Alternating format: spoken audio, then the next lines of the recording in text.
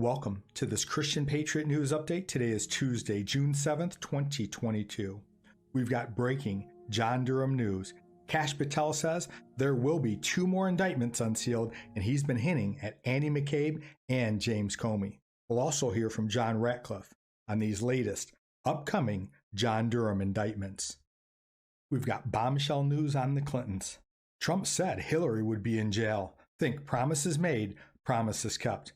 The Clinton body count just went up to number 60. Check out this Daily Mail article on the lower left of your screen. Family of Bill Clinton advisor who admitted Jeffrey Epstein into the White House 7 times has blocked release of files detailing the death scene after he was found, now listen closely, hanging from a tree with a shotgun blast at a ranch 30 miles from his home. Folks, there's no reason to hang yourself if you've already been shot in the chest, or vice versa. So this is looking like another Clinton Arkanside, and a new investigation has been opened. Will Hillary and Bill finally face murder charges? And remember, Q says 7 out of 10 plane crashes are on purpose, meaning folks are actually being murdered under the guise of a plane crash. Think JFK Jr. in 1999. Don't be surprised when it's revealed that the Clinton crime syndicate was involved in the murder of JFK Jr.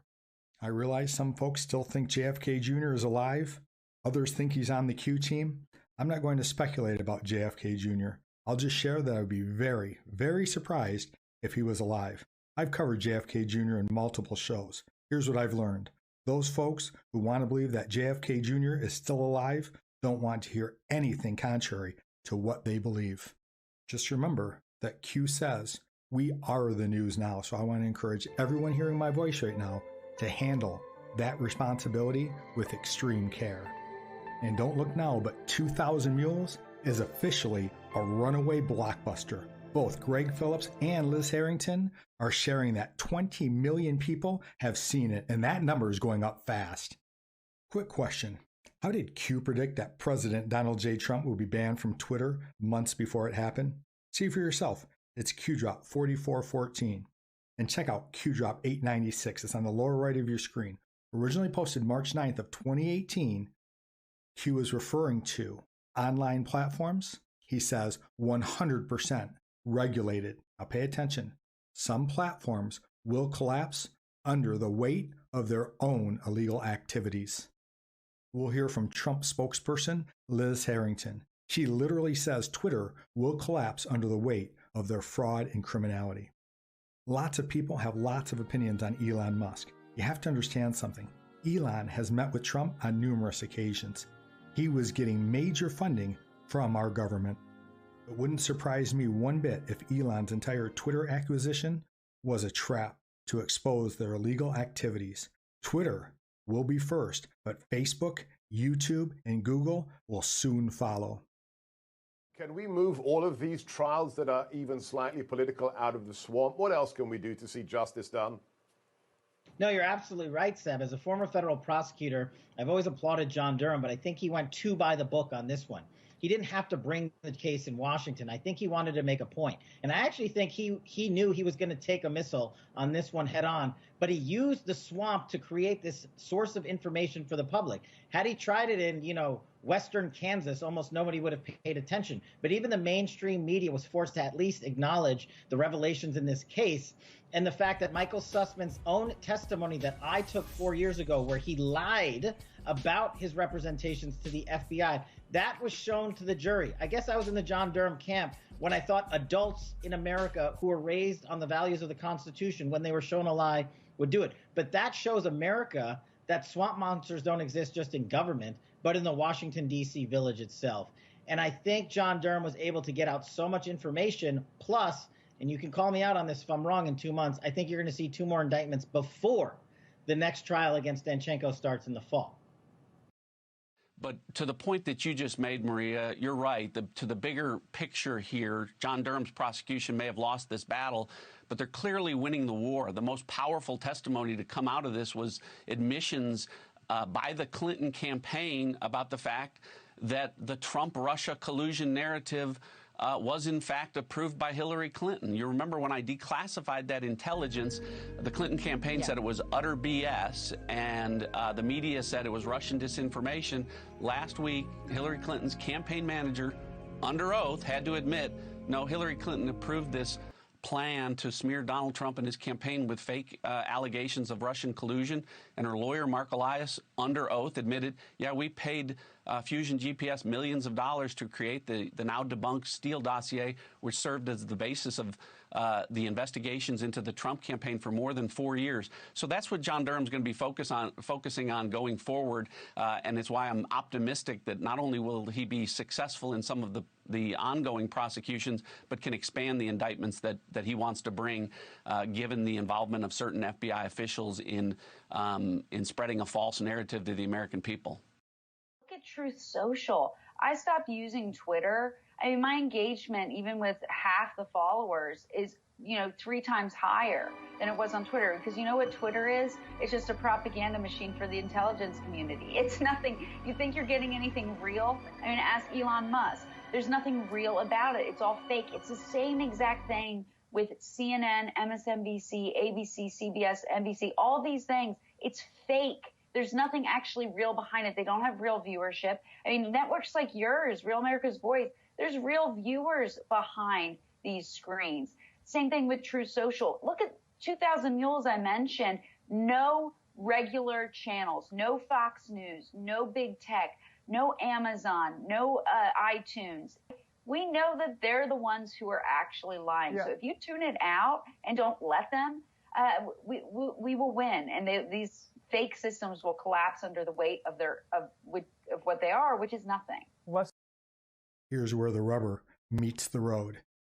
Texas Attorney General Ken Paxton launches an investigation against Twitter for allegedly misreporting fake bot accounts. Attorney General Ken Paxton tweeted, "If Twitter has underreported its number of fake bot accounts, these numbers might have negatively impacted Texas consumers and businesses. We need more information. That's why I've launched an investigation to get the answers we need." Now let's move on to another investigation, this time one involving the Clinton crime syndicate. Top Clinton advisor Mark Middleton died by suicide at the age of 59 on May 7th, the Perry County Sheriff's Office in Arkansas confirmed. Middleton was President Bill Clinton's special advisor who admitted Jeffrey Epstein to the White House 7 of the at least 17 times he visited. The married father of 2, who lived in Little Rock, Arkansas, shot himself at the Heifer Ranch in Perryville, 30 miles away from his home. For those who want to read everything, just press pause and you can read all the way through. I'm just going to skip down to the last bullet point. Perry County Sheriff Scott Montgomery said Middleton was discovered hanging from a tree with a shotgun blast to his chest. To the right of your screen, Relentless Truth said, since the Clintons began their crime spree decades ago, over 60 people who had dirt on them or knew too much have ended up dying in mysterious circumstances. Hillary and Bill know over 40 people who have died in a total of 16 plane crashes, the most notable being JFK Jr., who is set to beat her in the New York Senate race. 23 witnesses set to testify against them have died. 22 Clinton bodyguards have died. 13 Clinton lawyers have died. 11 Clinton political staffers have died. For those of you who are more visual, here's a graphic on the Clinton body count. You can see the names, the dates of their mysterious deaths, their supposed cause of death, and their connection to the Clintons. Feel free to press pause at any time to read any of these paragraphs about the alleged cause of deaths of these individuals. Now I'm just going to scroll about 3/4 of the way down, but you get the idea. It's quite a list. This is what a body count of more than 60 people looks like on a graphic.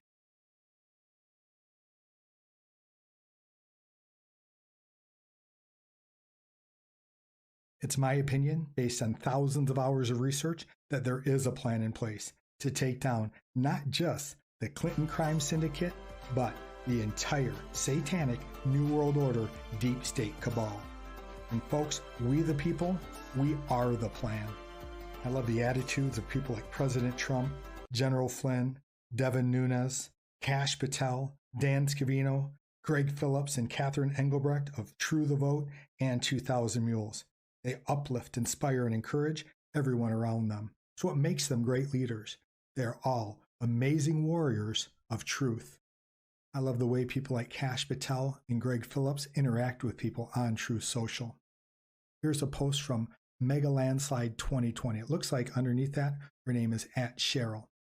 She says, @Real Donald Trump, @Kash Patel, and @Devin Nunes. I know none of you will probably see this, but I'm so upset and I have something to say.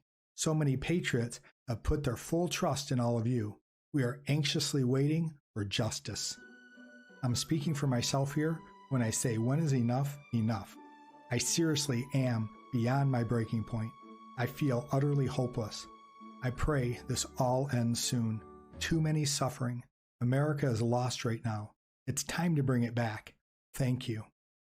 And Cheryl, she never thought that she'd hear back from any of these prominent people, these amazing patriots that she tagged in this post. But Kash Patel responded, and pay attention to his words. We will bring her back, all the way back. Folks, when people like our favorite president say, the best is yet to come, think promises made, promises kept. We're going to love the way this movie ends. Some of you can relate to Cheryl. At times I can. It's been some time since I released a video. Between researching, recording, editing, uploading, and marketing, a show like today's is a 20 to 30 hour time investment. 24 hours after my last show was uploaded, more than 70,000 people watched across all platforms. Even though I run ads, I remain almost 70% listener supported. And in my last video, out of 70,000 views, one person donated $30. Folks, that was the culmination of viewer support for 30 hours of work. It was disheartening. And I'll be honest, I thought I was done. My brother owns a contribution to Truth Social. Please support Christians @Christian Patriot News. And then he literally gave out my GiveSendGo link. I just gave him $500. Join me in pitching in to support him. Now, that made my day, but listen to this. I literally watched his work. Everything helps. Greg, if you and Catherine watch this, I want you both to know that I literally thank God for your incredible generosity. I decided I'm staying the course as long as folks support me. So folks, please bear with me. Please be patient with me